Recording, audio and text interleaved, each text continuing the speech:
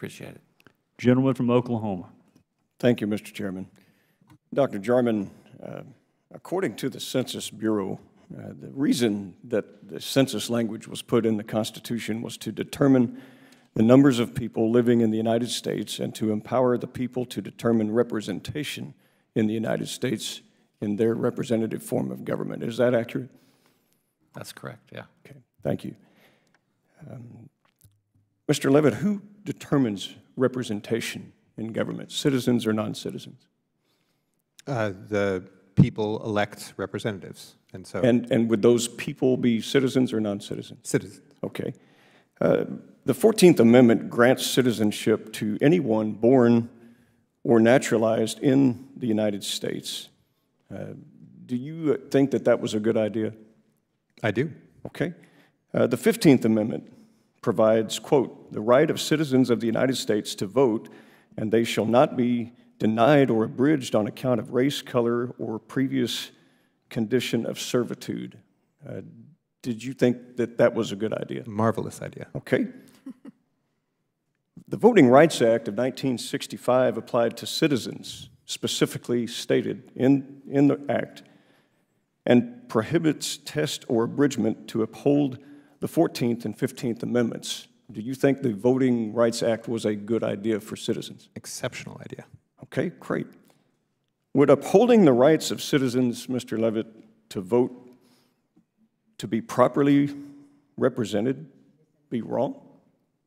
No, that's exactly, I think that's exactly what we're all striving for, and it's the potential to put that in jeopardy that has me concerned about the question. Okay, so would not protecting citizens' right to vote by not having an accurate count of citizens living in the country and others living in the country, could that be an abridgment upon their voting rights?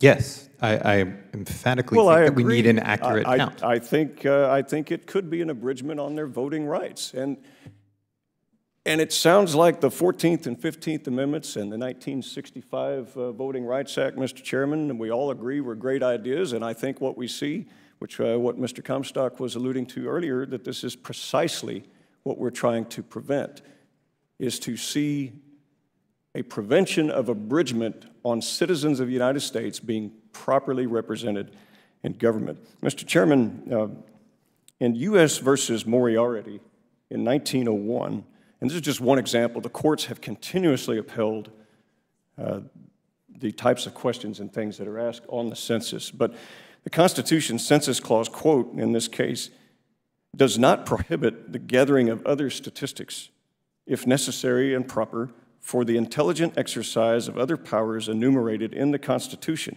And in such case, there could be no objection to acquiring this information through the same machinery by which the population is enumerated. Mr. Comstock, I mean, was that a good ruling in 1901 that allowed the census to ask other things? We certainly think so. It makes the data collection efficient and less burdensome on the citizen. And not only that, but Mr. Chairman, I would argue that this case was also used to determine many things, such as legal tender cases, such as housing and who lives in it and who doesn't.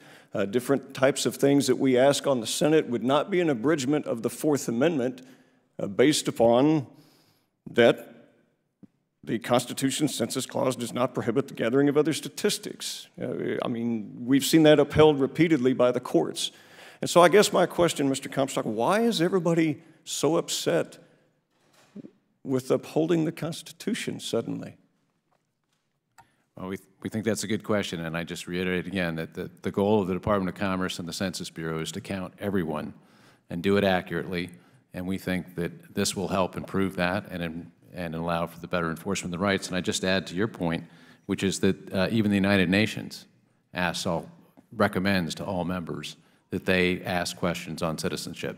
And it's followed a practice that's followed by Australia, Canada, France, Germany, Indonesia, Ireland, Mexico, Spain, the United Kingdom, amongst others. So this is not an unusual or no, in fact, it goes all the way back to Thomas Jefferson and his original intention that he wanted to put the census language enshrined in the Constitution so that a government could not use it to collect property or to do undue taxes or to usurp its power, but rather to determine how its citizens could be properly represented in government. And with that, Mr. Chairman, I yield back.